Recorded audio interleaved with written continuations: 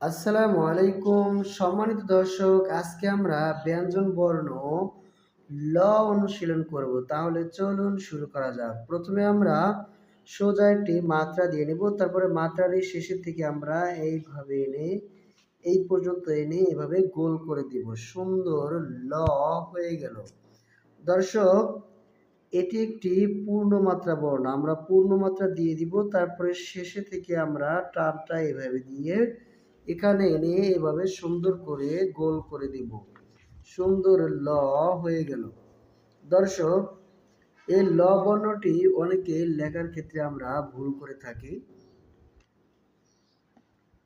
এইভাবে এনে আমরা এই পর্যন্ত এনে এখানে গোল করে দিব।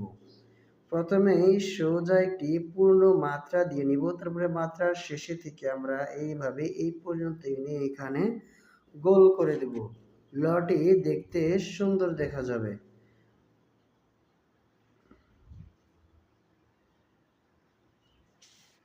দর্শক, আপনার সন্তানকে আপনি প্রতিদিন 15-20 মিনিট করে অনুশীলন করালে আশা করি আপনার সন্তানের লেখা অনেক সুন্দর হয়ে যাবে ইনশাআল্লাহ। বর্ণ সুন্দর হয়ে গেলে শব্দ, বাক্য এগুলো লেখা আমাদের জন্য সুন্দর হয়ে যাবে।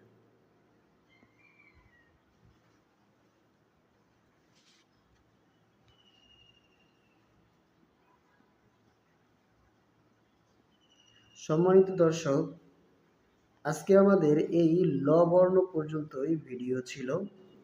দেখা হবে আপনাদের সাথে অন্য কোনো ভিডিওতে। সেই পর্যন্ত ভালো থাকবেন। আল্লাহ হাফেজ।